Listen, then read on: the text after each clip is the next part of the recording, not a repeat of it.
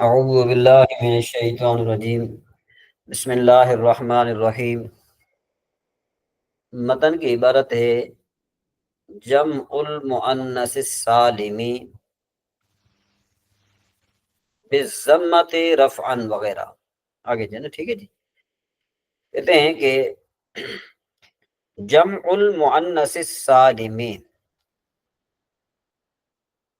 تو اس کے بعد پھر ماتن نے اشارے نے کہا وَهُوَ مَا يَكُونُ بِالْأَلْفِ وَالتَّاءِ، ٹھیک ہے جی۔ تو یہ کیا فرمایا کہ بھائی وَهُوَ مَا يَكُونُ بِالْأَلْفِ وَالتَّاءِ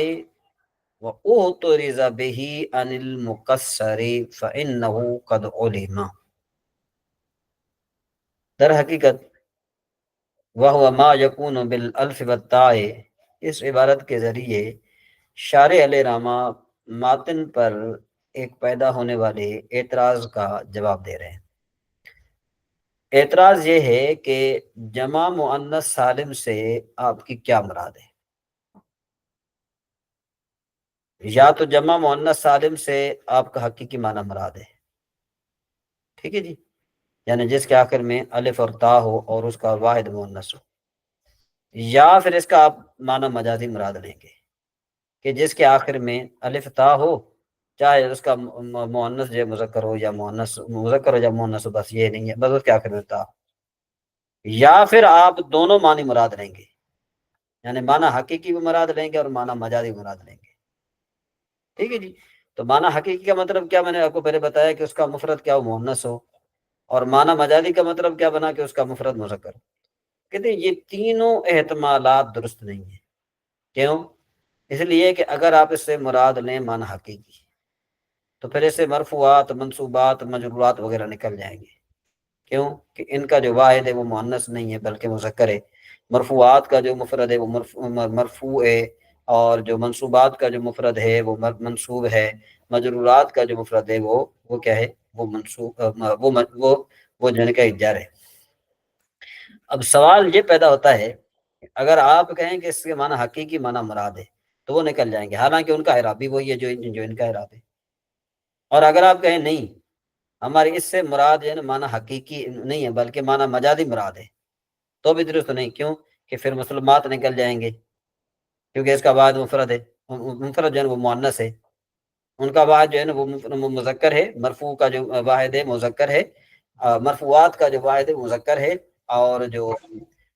منصوبات ہے اس کا بھی مفرد مذکر ہے، ٹھیک ہے جی۔ اگر آپ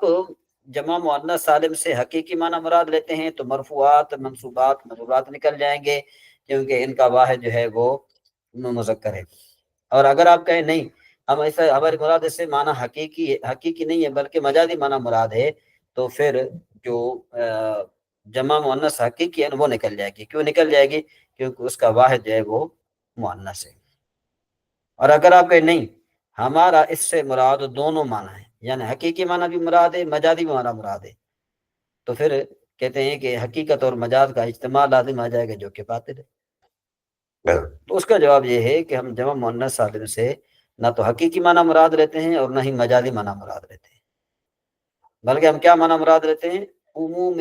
مجاز معنی مراد لیتے ہیں۔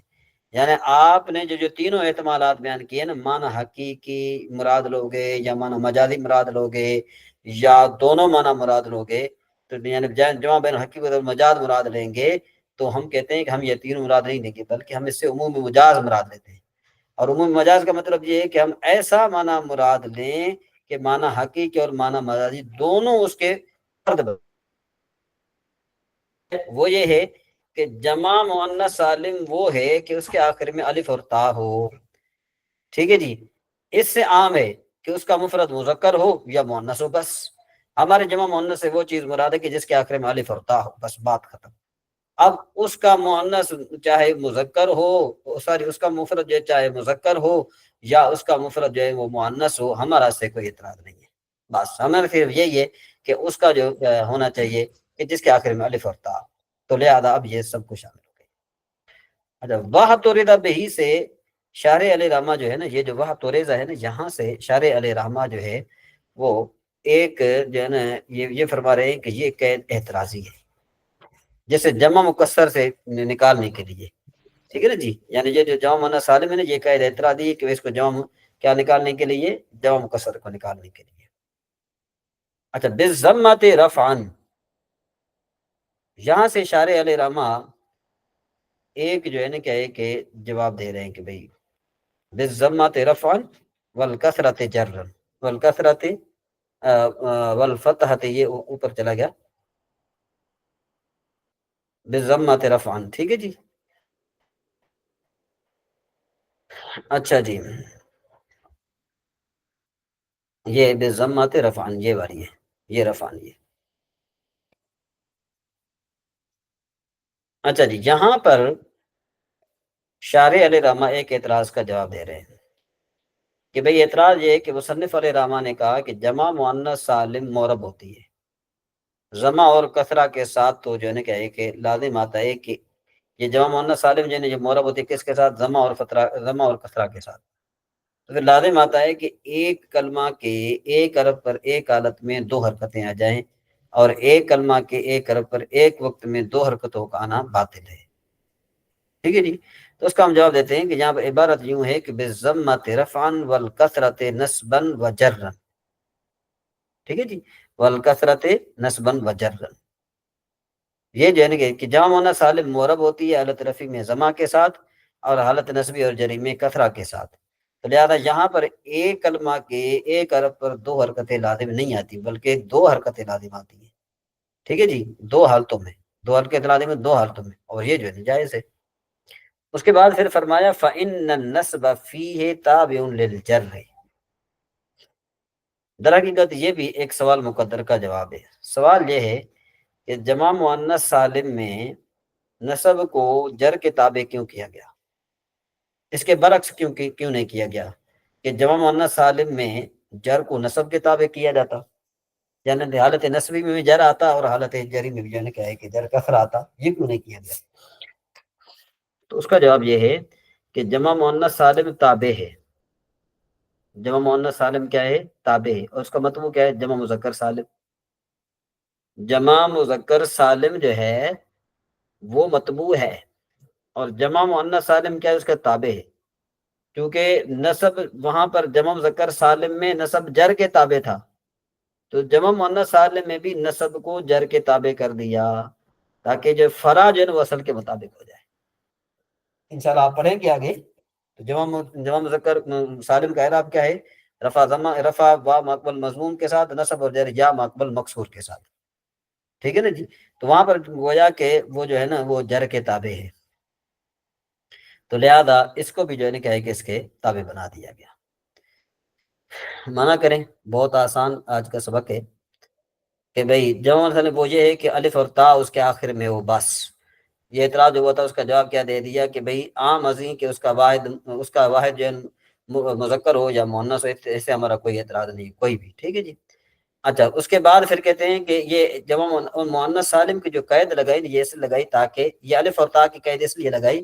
تاکہ جو ہے نا اسے جمع مکسر نکل جائے۔ اس کے بعد پھر فرمایا بالضمۃ رفعا والکسرۃ نصبا وجرا، تو یہ دو اعتراض پیدا ہوا تھا، تو اس کا ہم نے وہ جواب دے دیا۔ پھر اس کے بعد کہا کہ اعتراض ہوا کہ بھائی نصب جر کے تابع کیوں ہے، جر نصب کے تابع کیوں نہیں ہے، تو کہتے ہیں اجراء جاری کرتے ہوئے فرع کو وتیرۃ الاصل اصل کے طریقے پر،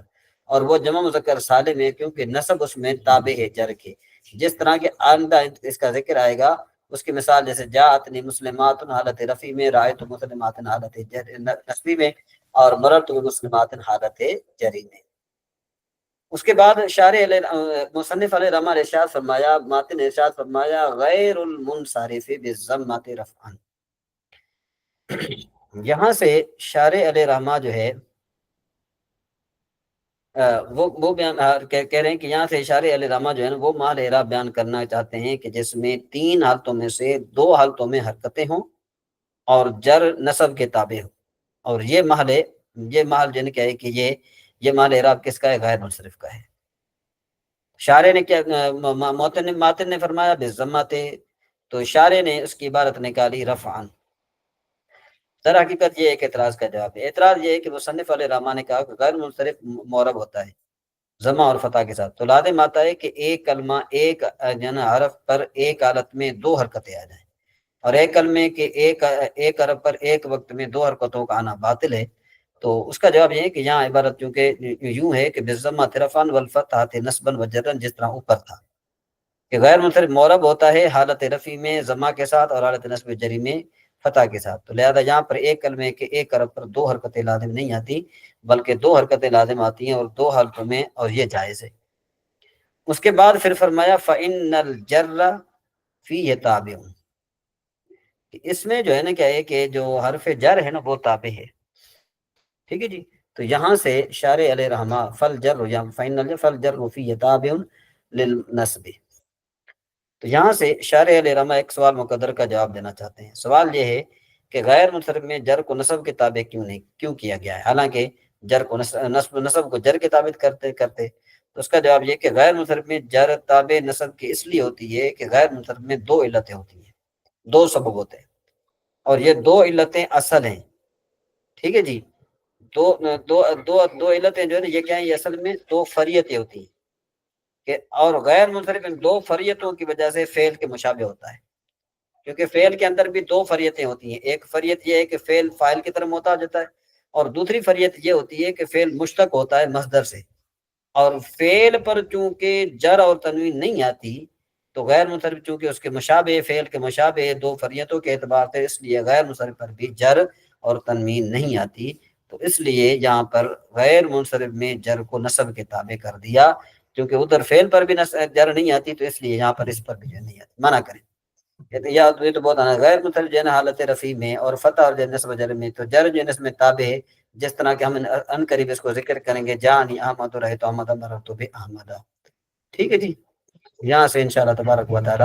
ہم نیکسٹ سبق پڑھیں گے۔ اللہ تبارک و تعالی ہم سب کا حامی و ناصر ہو۔ اگر آپ کو کوئی سبق سمجھ میں نہ آئے تو پھر آپ رابطہ کر سکتے ہیں۔ اللہ تبارک و تعالی ہم سب کا حامی و ناصر